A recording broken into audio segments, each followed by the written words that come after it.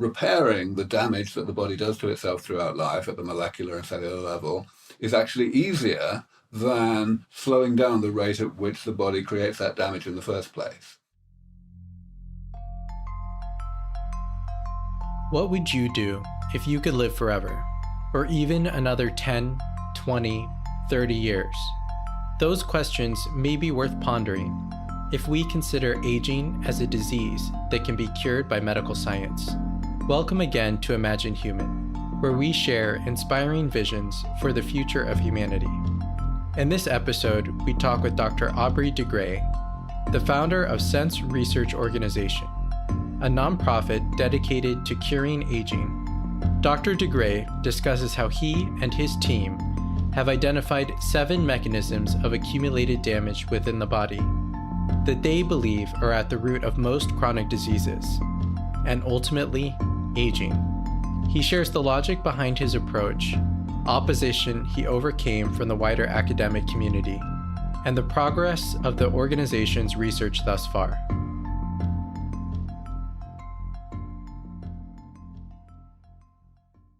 So we're glad to have you here, Aubrey. Thank you. To tell us a little bit more about your research foundation as well as the great work that you're doing to combat aging. Sure, I'm delighted to. Yeah, so we're sitting here in the headquarters of Sense Research Foundation in Mountain View, California. This is the epicenter of the emerging rejuvenation biotechnology industry. That's the nice pompous way I like to say. So basically, yeah, we're interested, obviously, in doing medical research to develop new therapies that will bring aging under better control, will keep people more functional, both mentally and physically, in old age. And we believe that there is pretty much no limit to the extent to which that can be done. In other words, that in due course, it will be possible to keep people, both mentally and physically, in a state comparable to young adulthood, however long ago they were born. That's what we're trying to achieve. The essence of how we're trying to achieve it is based on some ideas that I first put forward nearly 20 years ago now, which essentially revolve around the realization that repairing the damage that the body does to itself throughout life at the molecular and cellular level is actually easier than slowing down the rate at which the body creates that damage in the first place. This was originally very counterintuitive, and it took me quite a while to persuade most of my colleagues that this was actually something that made sense, but it's very mainstream now. It's been very much taken on board, and it's considered pretty orthodox. So a lot of people are following it, and of course what's happening as a result is that progress is becoming faster because of greater interest from people with deep pockets. But when we started out, that wasn't so at all, and the requirement was to bring money in philanthropically, really, because it couldn't be from industry because there was no real value proposition yet, there was no kind of joining of the dots to profitability.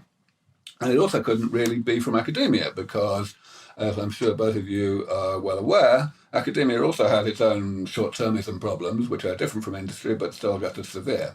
So yes, we decided that the right thing to do was to set up a charity. So Sense Research Foundation is a 501c3, a public charity, and that means that anyone who wants to give us money gets a tax benefit. And I'm delighted to say that quite a few people have given us money over the years. We get small donations from a large number of grassroots supporters. We also have a few very wealthy donors who support us to a much higher level. It's not enough by any means. Our total budget annually has been pretty stagnant over the past several years around the $5 million level, which is, enough for us to have been able to do some work that we're very proud of, but we could definitely have done more if we had had more. However, as I mentioned, this is gradually changing, not exactly in terms of the foundation itself, but in terms of the broader movement and the development of these medicines. Because the way that we position ourselves, these days anyway, is as the kind of engine room of the industry. We try to develop things to a sufficient level of proof of concept that investors will actually see a way to join the dots all the way to profitability. And that's now happening. A number of our projects have got to the point where we were able to spin them out into startup companies. We've done that 5 times so far. There's another one just coming. And in each case, the company has been able to get investment and done pretty well. In fact, so far, the success has been very much greater than what we were ever able to achieve philanthropically, which is kind of a surprise. Now, of course, we are still rather restricted to the more, if you like, the more visionary end of the investor spectrum in that regard, because certainly these are early stage things. We spin them out of early stages we possibly can, but still, it's very much happening thing. Gotcha. Thank you so much. I'm curious. So it sounds like it's been a long journey, right? Since the inception, the very, very beginning, when you mentioned, 20 years ago, when you first came out with your book, it was hard to get people on board. What was the tipping point for you? Was there when did things start kind of clicking? Well, I wouldn't say that there was a single tipping point. You see, the thing about doing this comprehensive damage repair is that, kind of by definition, it's a divide and conquer strategy, which means that if some if some scientist is inherently skeptical about it, then even if you make a bit of progress in one area, they're always going to say, oh, well, that was the easy one. Conversely, if people are optimistic in the first place, then they're going to carry on getting more optimistic, and so on. So, yeah, I mean, I guess, when I started out I actually had the kind of big eureka moment in the year 2000. I started out talking to people who I thought would be open-minded, but who were also very knowledgeable, and it worked out pretty well. I, tried to get them to demolish the idea, and they were unable to do that. So that gave me encouragement.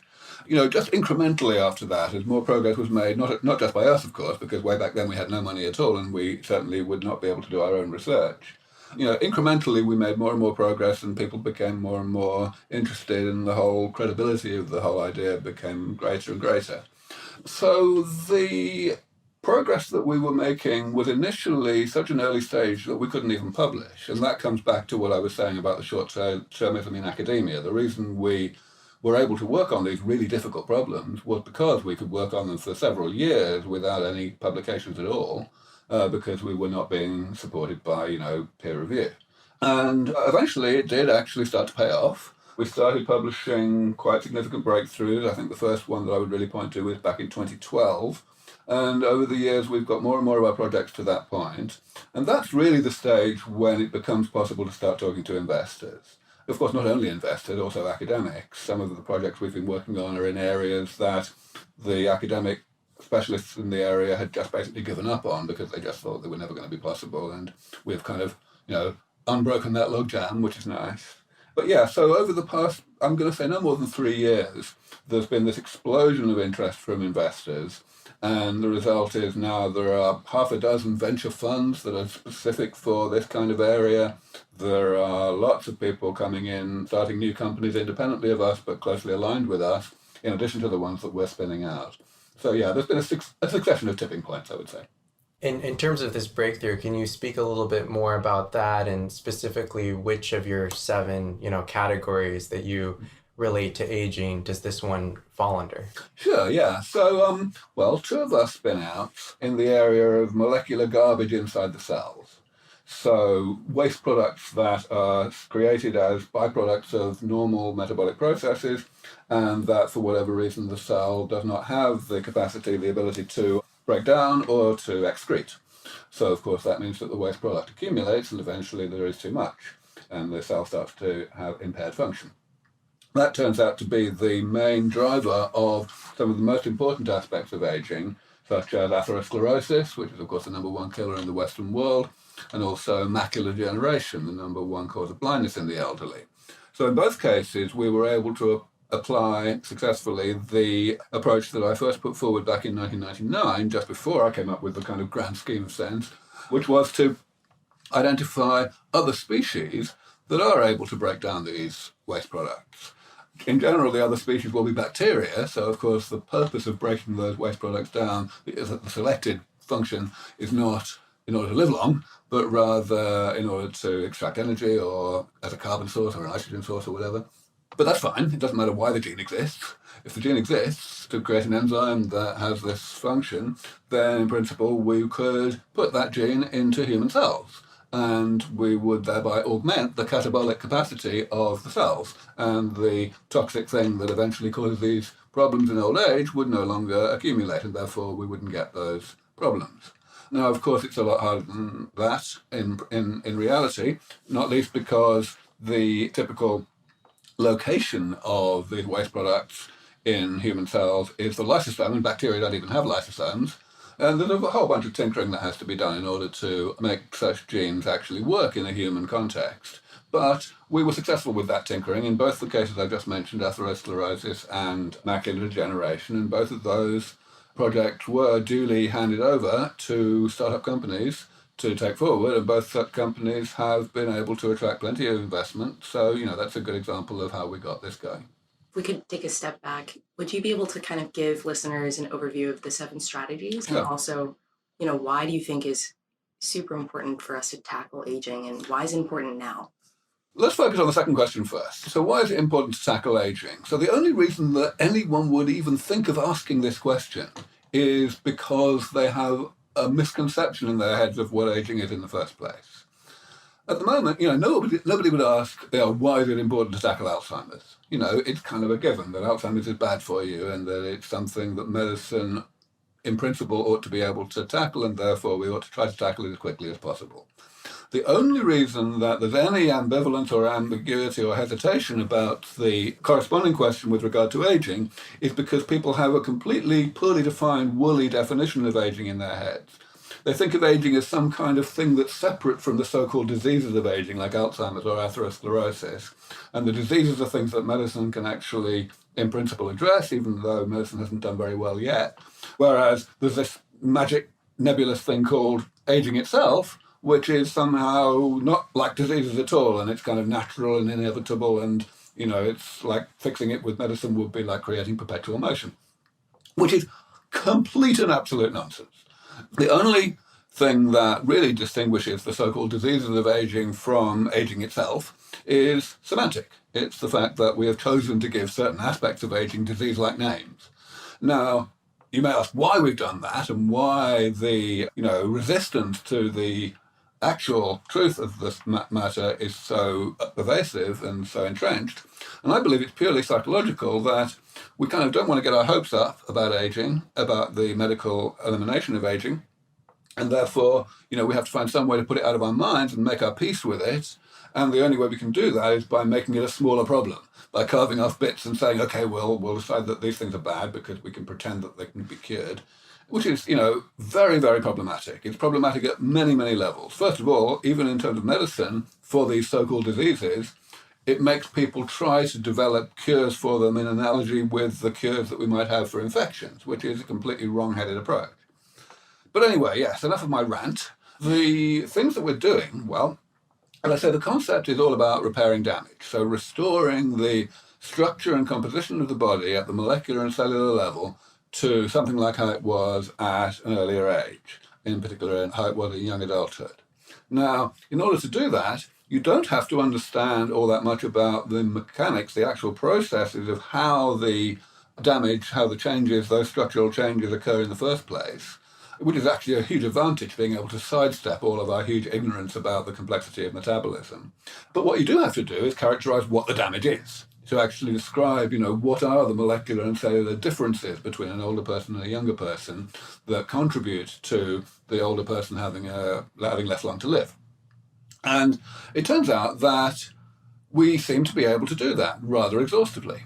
I thought about this back in 2000, and I came up with a kind of taxonomy of damage, a kind of, a way to classify all of the various things that we knew that do change with age and that eventually contribute to ill health into a small number of categories. It ended up being just 7 categories. And these categories are, they sound very big and perhaps, unproductively big. Things like cell loss, which is just cells dying and not being automatically replaced by cell division. But actually it turns out that these categories are useful, even though they're rather broad, simply because the approaches that I was able to put forward for repairing them, for restoring the situation to how it was at a younger age, are very generic. So in the case of cell loss, it's just stem cell therapy. After all, that's what stem cell therapy is, right? You just put cells into the body that have been pre-programmed in the lab to know what to do, to divide and to differentiate so as to replace the cells that the body is not replacing on its own. And it's the same with all the other things. The thing I was mentioning a moment ago about waste products inside the cell, the generic idea is to give the cell extra enzymes that can break down these waste products. And there's a particular way of identifying and discovering these enzymes. this was a useful classification, and it continues to be useful. And of course, at the beginning, the first question was, well, is this classification really exhaustive, or are we still at an early stage in finding out all the various types of damage that accumulate? But I was pretty optimistic, even right from the beginning, that no, we were not at the beginning, that we were pretty much at the end of that, simply because all of these 7 categories that I was highlighting had been major topics of study within the world of the biology of aging for at least nearly 20 years by the time I started thinking about all of this. And now it's twice that long. And still the classification is holding up. I seem to be getting away with it. Which is, I mean, it's only circumstantial evidence, of course, but it's pretty damn strong circumstantial evidence that we really don't have any big, bad black swans coming up, any things that are going to be radically different and are going to need a radically more difficult approach that will kill us on schedule, even if we fix all the 7 things that we're currently talking about. So obviously the human body and biology itself is incredibly complex. So I'm sure that you've received a lot of, criticism, support, and all degrees in between. What is an instance of some large pushback that you've received regarding this particular theory? Well, let's talk about the pushback that I received from the gerontology community early on, before they really understood what I was saying. That was quite important because it arose from the real, early origins of gerontology. People 100 years ago or more had a clear idea that aging was bad for you and that they would like to fix it. This whole, misconception of the difference between aging itself and the diseases of aging had not really embedded. So, people were a good deal more sensible about those things. And they tried to attack the various components of aging. But they tried to do it one disease at a time, And it became pretty apparent fairly quickly to at least some people that just wasn't going to work because there were just too many things that went wrong with people late in life. And furthermore, they went wrong at more or less the same time, which means they would interact with each other and exacerbate each other. And it was just, a non-starter to try to fix all of these things. It was a kind of whack-a-mole thing. So this led to a few people thinking, well, look, all these things happen at more or less the same time. They happen late in life. This is probably a sign that there is some kind of unitary underlying process called aging that's going on throughout life and that gets to a point that causes these things to occur. Therefore, let's be as preventative as possible. Let's try and figure out what aspects of the way the body normally works, of our metabolism, generate this progression towards these pathologies. And then we can just hit the whole thing with one hammer, and that'll be wonderful. And that idea became very entrenched, but by let's say the 60s or 70s, it had also become very clear that insofar as there could be described to be a unitary aging process, it was extremely solidly and intricately embedded within metabolism, so that one couldn't just, for example, manipulate one pathway and get aging to go away, or even to be greatly delayed. The result of that was that actually a big fight happened about 10 or so years before I came along, where discoveries were made in short-lived organisms, nematode worms, to the effect that actually this was wrong, that you could make single gene changes that would substantially extend longevity. Now, it turned out that they were both right. That, yes, there are these single gene changes that you can make, but they don't really count, because what they're doing is emulating an environmental situation, in this case famine, that is, of course, something that the organism sees regularly in the real world, and therefore something that the body has, that the genome has evolved to respond optimally to. And unfortunately, that particular thing, famine, doesn't work very well in long-lived organisms because long famines don't happen. Not long enough anyway, not often enough.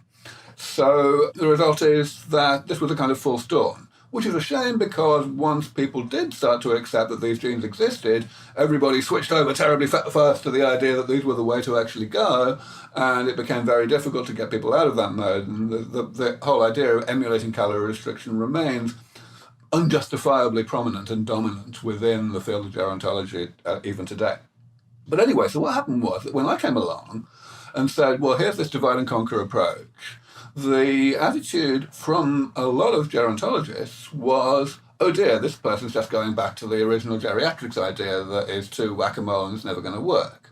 And I was, of course, going back in that direction. Well, what I was trying to say was that there's this kind of sweet spot between prevention and cure, where if we're tackling this damage before it reaches the point where it's pathogenic, where it's causing things to go wrong, then it's much simpler. It's much, much less whack-a-mole than it would be if you started late in life. I mean, really late in life. And eventually I was able to get that message across.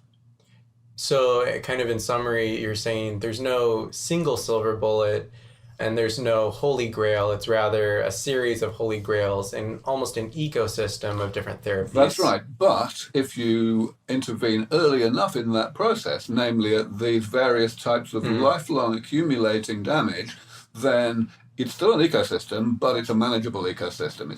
The complexity is not out of sight. So you see us kind of throughout our lives receiving therapies, going to a doctor, maybe a gerontologist specialist that is, when we're 35, we're told by our standard care physician that, you should go see a gerontologist who will, give you a variety of therapies specific to you that will... Well, first of all, let's go with the specific to you part. It's probably not going to have to be that way. It's probably not going to have to be all that personalised. What we must remember about personalised medicine is that it's a stopgap. You only have personalised medicine when the generic medicine doesn't really work and you've got to optimise it somehow to be as good as possible for the individual. We don't have personalised polio vaccines because we don't need them. The generic thing just works, right? And it's going to be the same here. The reason it's going to be particularly the same is because everybody gets the same types of damage. So, of course, different people get different pathologies late in life, but that's only because of really rather small differences in the relative rates at which these various types of damage accumulate. The actual nature of the type of damage is the same for everybody.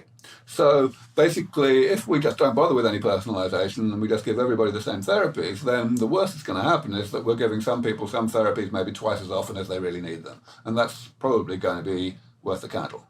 Yeah, so don't worry about personalisation. As for the schedule, that's not clear at this point because, of course, it rather depends on the details of delivery and administration. But yes, it will be a case of periodic rejuvenation, periodically having therapies administered by injection or whatever that will give you whatever you need to repair the various types of damage that have accumulated since last time. So if it's, periodic rejuvenation, couldn't it be classified similar to like cosmetic surgery or cosmetic treatments and therefore only be accessible to those who can pay for it? Good question. So, of course, cosmetics are often, especially expensive ones, available only to the wealthy. And indeed, life-saving treatments are generally available only to the wealthy. But there's a reason for that, namely that they don't basically work. Cosmetics are called cosmetics because they're cosmetic.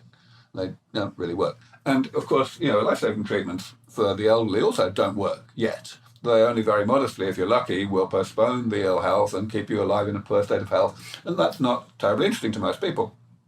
So there's no electoral pressure to, pay for these things from taxation.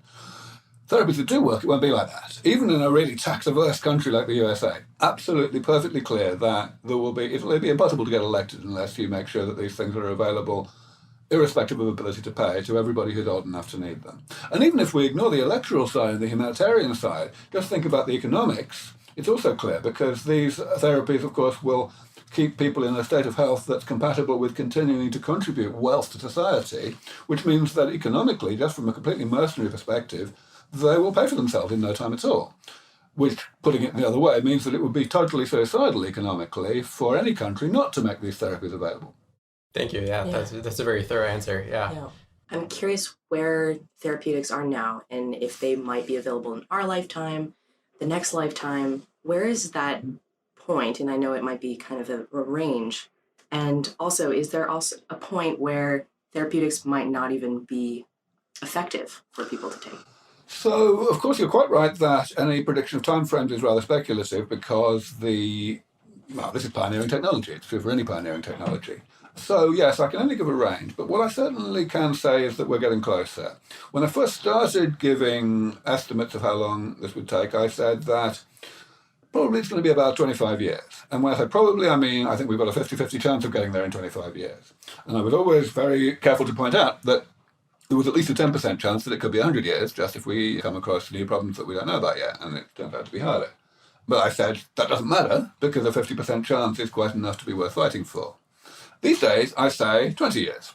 Now, the problem is that when I started saying 25 years, that was 15 years ago, which means that we've only gone one-third as fast as I would have hoped. But the good news is that the only aspect over which I was over-optimistic was the funding.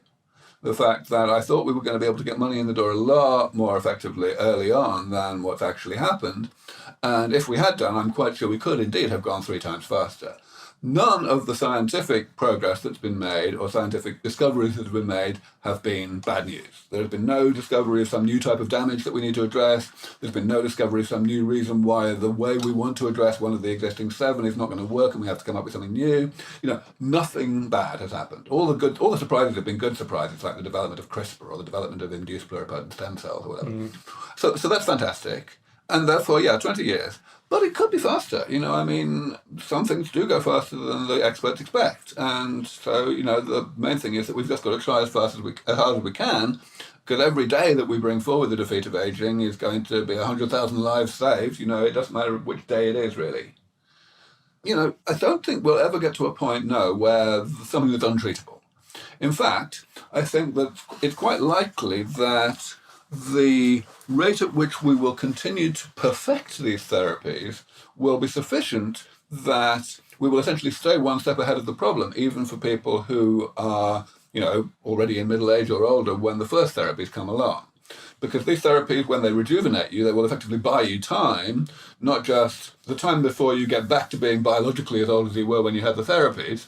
You will get back there because the damage that the therapies can't yet repair because they're not perfect will eventually accumulate.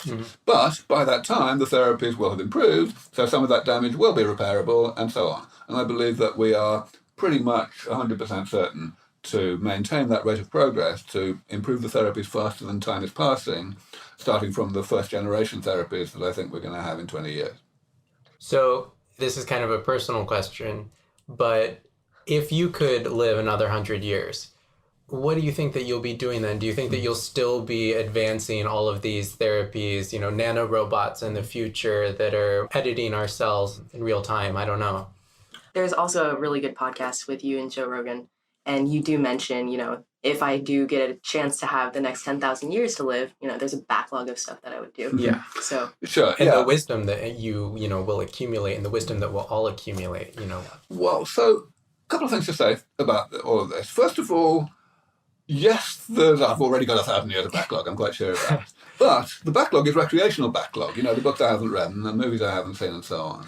In terms of what problem I would want to work on, it would always be a problem that was somehow being neglected by other people. And there may just not be problems that are being neglected by other people. Today we have this fatalism about aging, and we also have fatalism about other things like climate change and so on.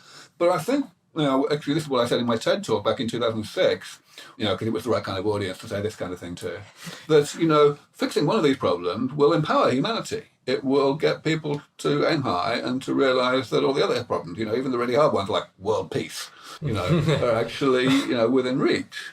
And so, I may be able to just stick to recreation. As to, people often ask, how long do you want to live? And I've become frustrated with that question. You can probably tell that I've become frustrated with quite a lot of questions. But that one, it's such a crazy thing to have an opinion about. And my favorite answer these days is, it's like having an opinion about what time you want to go to the toilet next Sunday. You may have an opinion about what time you expect to go to the toilet because of habit, but that's a different question. What time you want to go, of course you're not going to have an opinion on that because you're going to have better information on the topic nearer the time. And, it's exactly the same. I haven't the faintest idea whether I want to live to 100. I just know that I'd rather like to be able to make the choice when I'm 99 rather than have that choice progressively removed from me by my declining health. if, let's say, you had a second life, a different alternate universe, and you're working on another topic of interest, not aging, what would that be? Well, of course, that is exactly what happened. You know, I was in another universe until my late 20s. I grew up knowing that I wanted to work on problems that would make a difference to the world, and in my teens, I pretty much established that that meant going into science. When I was 15, I started programming and found I was good at it, and that led me rapidly to decide that I wanted to work in artificial intelligence research, because for sure, I felt that one of the biggest problems in the world is the problem of work. The fact that, we have to spend so much of our time doing stuff that we would not do unless we were being paid for it. And so we should fix that really with automation. And so that's what I did quite successfully for several years after my degree, my undergrad degree with computer science. But during that time, I met my ex-wife, who is a biologist, and she's a lot older than me. She was already a full professor at UC San Diego when we met. She was on sabbatical in England. Through her, not only did I accidentally learn a lot of biology over the dinner table, but also I gradually, after a couple of years, began to find out that she wasn't interested in aging. And in fact, the biologists I was meeting through her were also not interested. And this had just never occurred to me, completely never occurred to me, that anyone could possibly not realize that aging was the world's number one problem. The only reason I hadn't worked on it was because I had never established that I was a particularly exceptional biologist, the way I felt that I was a pretty good programmer. And so I thought, well, the biologists are going to get on with that, I'll do my thing. But when I found that wasn't happening, I thought, well, fuck, this is like, I've got no choice, I've got to switch fields. And of course, I was already aware by that point that research is a very transferable skill, that, having established that I was pretty good at working on very hard problems in one field, I knew that I could do it in another field. And furthermore, actually, that I had a chance of making a contribution pretty quickly because, that often happens in science when people switch fields because they're not so encumbered by the conventional wisdom. And sure enough, it was very helpful. There's no question that I was able to have a bunch of ideas over my first few years that I probably wouldn't have had if I had spent my whole career as a biologist. You dedicated to your life and you knew that you wanted to work on, solving the world's largest issues. I guess, what kind of is second in line in your mind? Well, of course, that changes all the time because, progress gets made in these issues. So, I've kind of kept one eye open on artificial intelligence over the years, just because it's what I used to do, and I know a lot of the people in that field. But I'm beginning to think that it's going to be, that it doesn't need my help anymore, shall we say. Progress is being made at a very much more rapid rate now. People are understanding how to use techniques that had been given up on until only, let's say, less than 10 years ago in machine learning. And it's working spectacularly well. So I'm kind of, beginning to relegate that one. And, well, as I say, I'm not in any danger of being able to declare victory with regard to aging anytime soon. So, it kind of would not be a good use of my time to try to form an opinion about what I might switch to. So is there anything that you kind of do in your personal life? I noticed there are a bunch of books in your bookshelf related to aging and different diets, but are there kind of alternative lifestyle approaches? I know in the Joe Rogan podcast, you seem to not really give them much credence, but is there anything that you personally do? No, there isn't. Don't pay so much attention to the books. That's just the things I keep getting given at conferences. The fact is, I'm not a good example for two reasons. The first reason is I'm unusually lucky in terms of my metabolism. I'm definitely biologically a lot younger than my chronological age, and I always have been whenever I've been tested. I've been tested very high-end tests 5 times over the past 15 years. I always come out really, really young. And, I've just built well.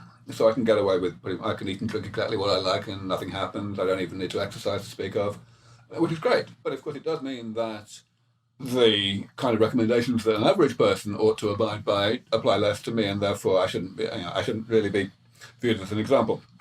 The other thing is that my lifestyle consists of a ridiculous amount of long-distance travel, and the result is I don't get nearly enough sleep, and that's definitely bad for one's aging. I figure it's a net win, I'm probably hastening the defeat of aging by a larger margin than the amount I'm shortening my life. But again, sleep is important. Gotcha. So you're a race against time. Something like that. The tests that you mentioned, what are they? Oh, yeah. Quite elaborate. So, okay. These are things that I've been able Would to I get... be able to, Yeah, should we get tested now? These are things that I've been able to get for free, but they normally cost like $10,000. And they're very, very comprehensive. You spend a day or maybe two, maybe they test 150 different things in your blood, all manner of physiological and cognitive assessments, and they just try to put it all together. And of course, they give you this huge report, 50 pages of data, so that you can pick it apart in your own way. And of course, a large part of the business model for the clinics that do this is to sell you personalized vitamins and so on, and that's fine. But yeah, I always come out really well. But these tests, they are quite intensive and laborious, and that's why they're so expensive. Now, of course, things are improving that way. more affordable kinds of approaches that people are developing these days are more and more effective.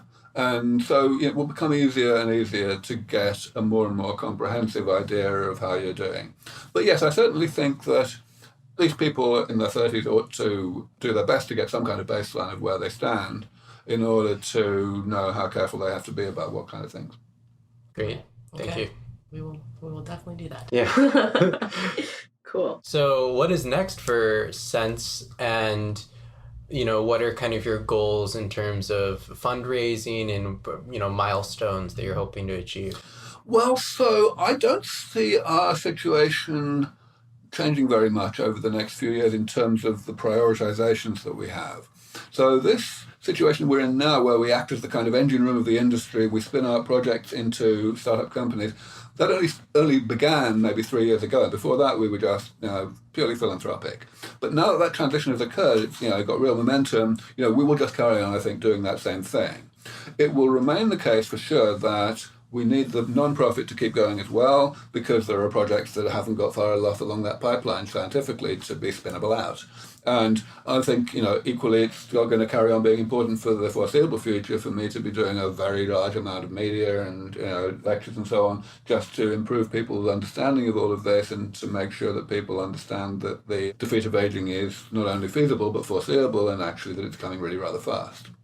So you've always been an evangelist in this field, and I'm curious, did you foresee yourself as being that early on in your life? And what are attributes that have helped you along the way? Good question. So I've always seen myself primarily as a scientist, but I've also always known that I've got what it takes to be an evangelist. In other words, I've got, determination, I've got thick skin, I've got charisma, and as such, when it became apparent that I had to do a bit of selling here, I didn't hesitate to accept the invitations to give lectures and interviews and so on. And, obviously I've worked my way into it. It's something that I didn't have any formal training in, but, I reckon I've been able to get pretty good at it pretty quickly. One thing I would say, though, is that every evangelist has their own style, and different styles work for different audiences. So I've said very clearly for a long, long time that one of the highest priorities in the movement is to bring more people to the fore in that regard, to get more people out there giving diversity of messaging, of style of messaging. I'm very good at what I do, but I only do what I do. Mm-hmm. And that's beginning to happen now. There are a few people now coming along. I often point to Liz Parrish, who's a particularly strong public speaker, and very different style from me, much more a heartstring tugger, and motivate people that I could motivate. And, huge contribution arising from that. Great. What were, resources along the way that you picked up to kind of also hone that skill set? I can't really define that. I think really public speaking is all the devil's in the detail. You just pick up tricks. Not even particularly necessarily tricks that you could articulate. I'll just occasionally have a new idea of a way to answer a question that's more persuasive than the answer I was using before. It's just accumulating over time. Cool. Well, we really appreciate it. Yeah, we really appreciate your time. This has been an outstanding conversation for us. Thank you. Thank you very much. Pleasure. We'll definitely have to have you on again when things are further along. Totally. And good luck with the series. And good luck with everything else that you're doing. Thank you. Thank you very much. Thanks.